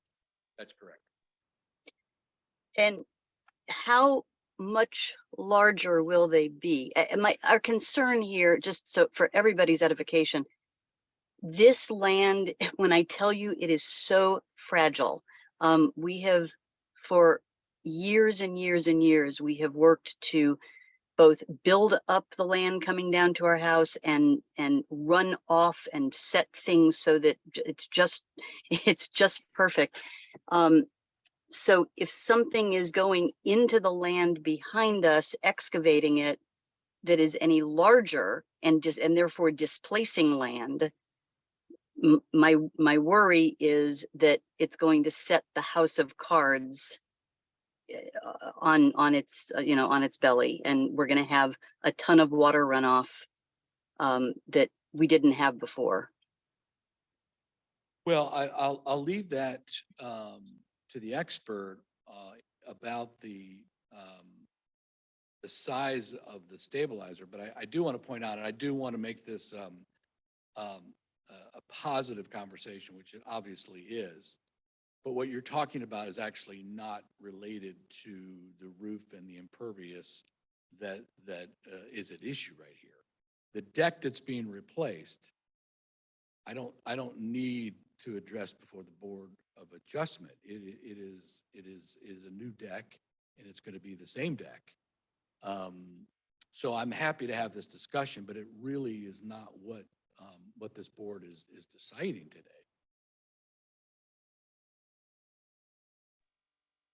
But I don't know if you know the size difference or not.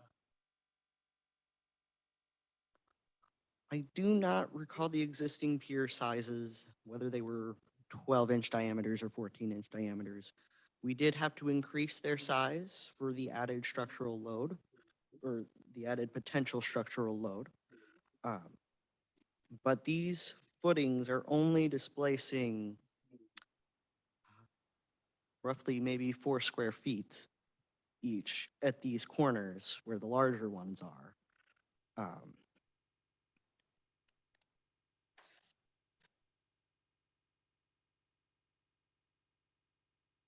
Yes, my concrete pier sizes are only 4 square feet each or less.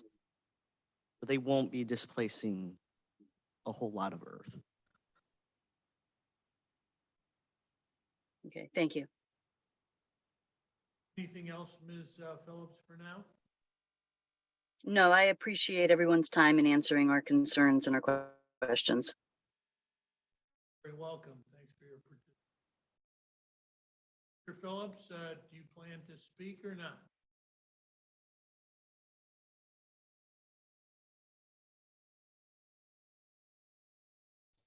Thank you. All my questions have been answered. Okay, very good. Thank you, Mr. Phillips. Liz?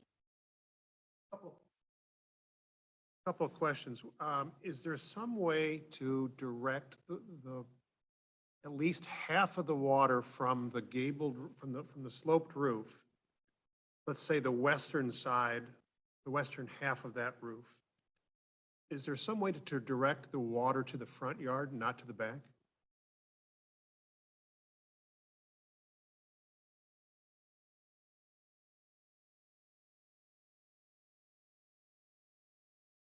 Well, I'm thinking, I think what works against this is gravity. I don't know if that would work. You know, that is, yeah, I can't envision, I mean, I suppose you could put a gutter system along the side of the house that goes all the way from the north to the south. Probably the only thing that I can think of. And then then perhaps that would do it. It just puts the water runoff somewhere. I mean, puts it then in the front or puts it in the street or wherever, but I mean, I guess you could do that. Seemingly, the problem is that slope from south to north. The more water you put in there, the more it's going to gain force and speed from gravity, and with volume, it'll just get worse. Well, I mean, I like I said, I mean, you're talking about a roof that is a very, very, I don't know what the square footage is. What did we say the square footage of the roof is? 160? We're talking about a 160 square foot roof. Right. And you're talking about the water from that. And in addition to the massive roof structure and the water that comes down and goes into the ground. So is another 160 square feet going to add? I mean, I gather from your question and your comment that you think it will. I just don't see how it will. You and I talked about this yesterday. For the record though, one of your objectives is to use the deck more often. Correct. Have you considered like a retractable awning instead of the hard roof, which is impervious? We talked about that yesterday. And one of the things that I thought of when after you left, well, you would use a retractable 2 times, when it's really sunny or when it's raining. And there's nothing that prevents somebody with a retractable from just leaving it open the entire time. There's no gutter system. You're actually, with a retractable, you're making the water issue worse. Because then it really does just run off and it does not go into a gutter system. If I put a retractable, I could leave it open for 365 days a year. Sure. And that would make matters worse. Same with umbrellas. Well, yeah, although umbrellas are, I don't think you have to go to the Board of Adjustment to use an umbrella. Let's hope not. You'll be much busier. Okay. Maybe Mr. McCormick knows the answer to this. Is there a possibility to use a sump pump to move the water to the front of the house? I mean, if it were directed into a downspout into a sump pump?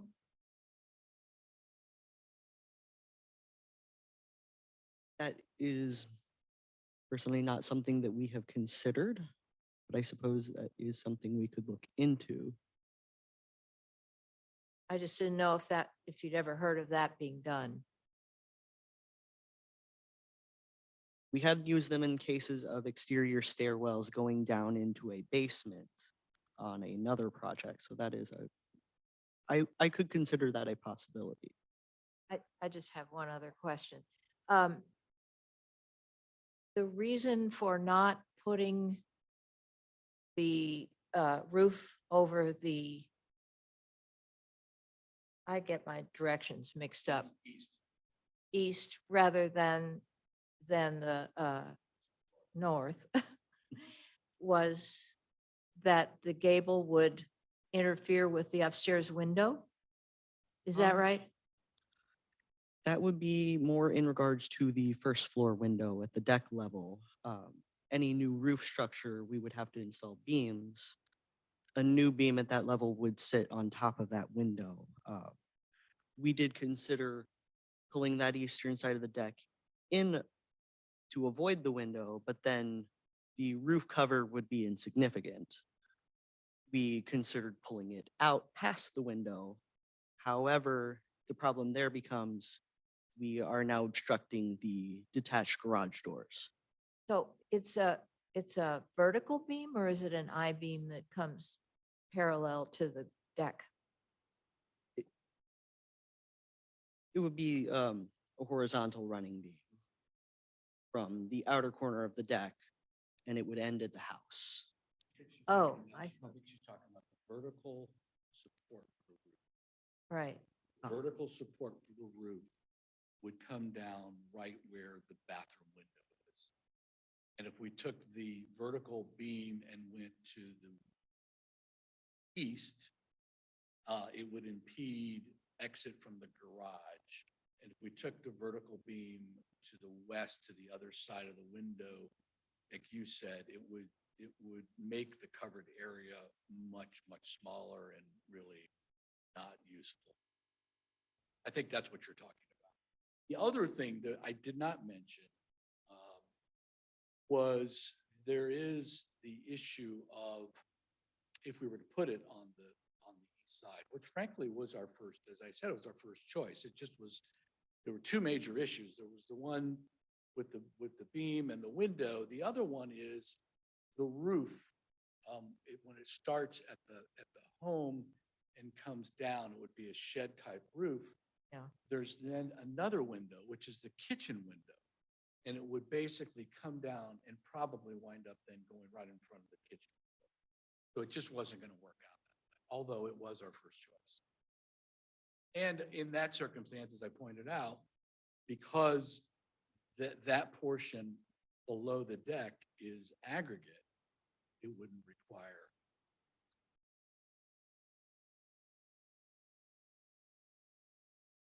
Yeah, I'm sorry, and this is for Ms. Crane or Mr. Helly. Excuse my ignorance on this. If we were to pass this, does this go to someone else then to like to a design board or anything like that to consider these stormwater concerns, or like we make the decision and it's final?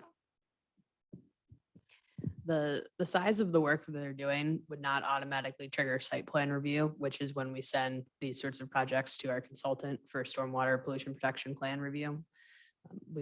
So it's eligible for just going straight to a building permit.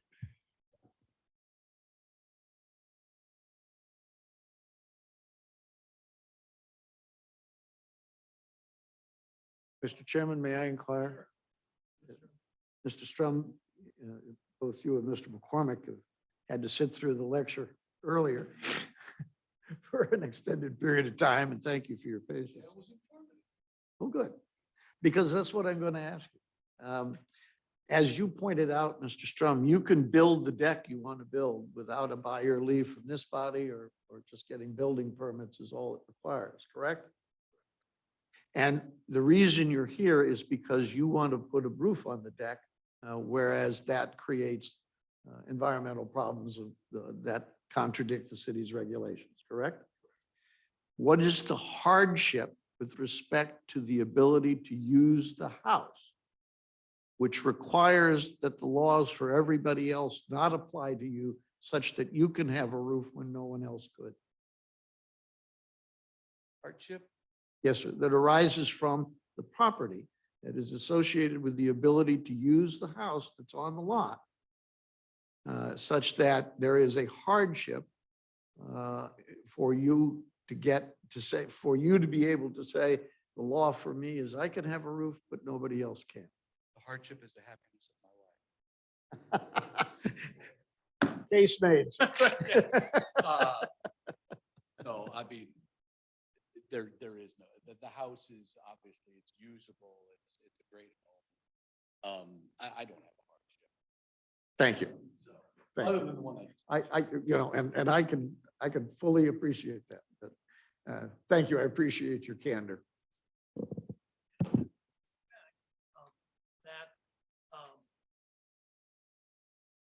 else, but women in the room might say that verse of that proposition is equally true. I didn't want to mention that, but yes, I see that. Women in this room are perfectly capable of speaking. They don't need me to speak.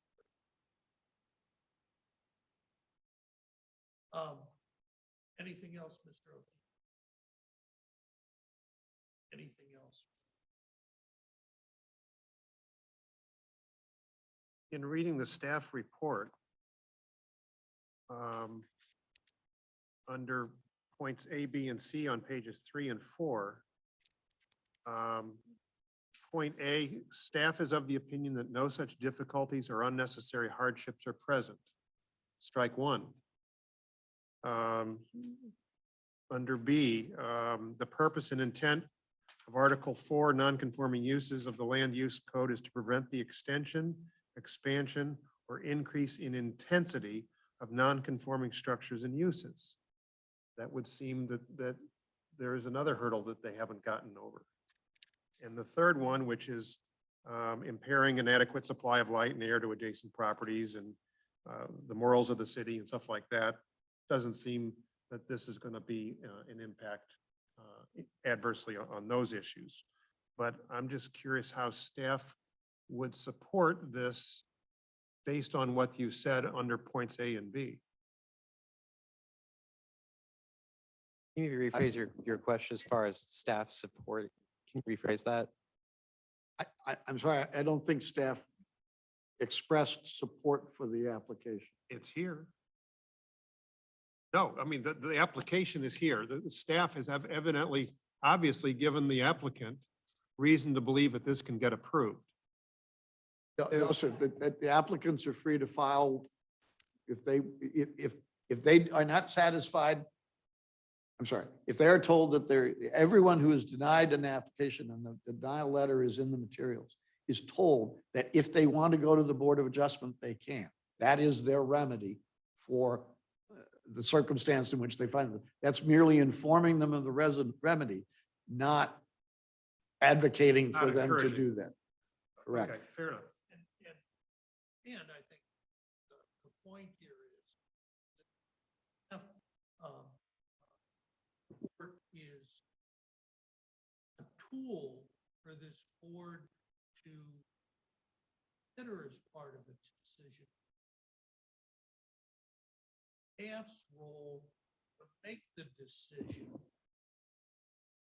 That is the purpose and function of this board to do. Staff report is here to assist us in any way it can in providing us with information that's useful in the decision, in our decision-making process. I see.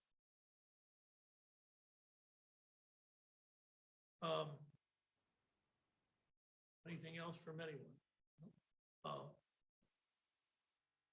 Okay. Would you like a summation or something, Mr. Chairman, at this point? Or I would just observe, and I appreciate Mr. Strum's honesty and candor, but following the strikes analogy from Mr. Bliss, I think the third strike is the applicant's admission that there is no hardship.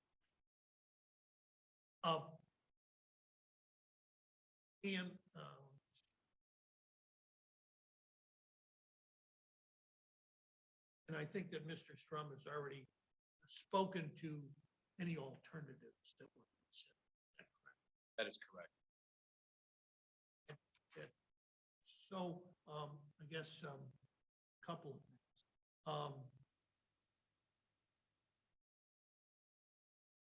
Before I ask for motion, is there any consideration by the applicant to withdraw the application at this point? There is not. Okay, very good. Then I consider a motion with respect to the, thank you. Variance, maximum impervious coverage of 55% per section 410.350.A.1 and section 410.375.B.1.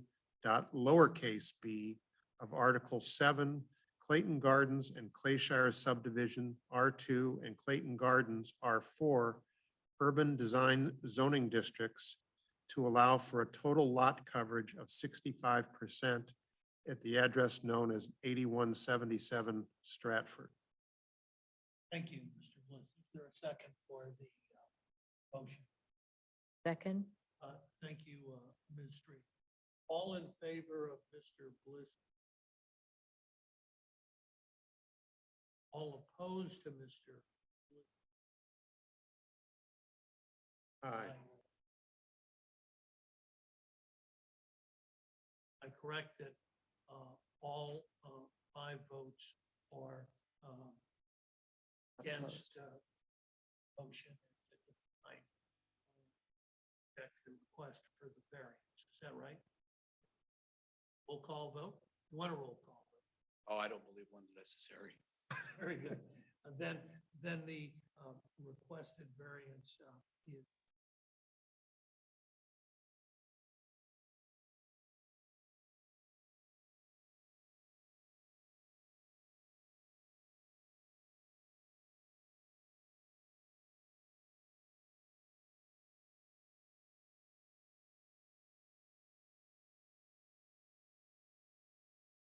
We haven't had any applications yet, but that window's still open.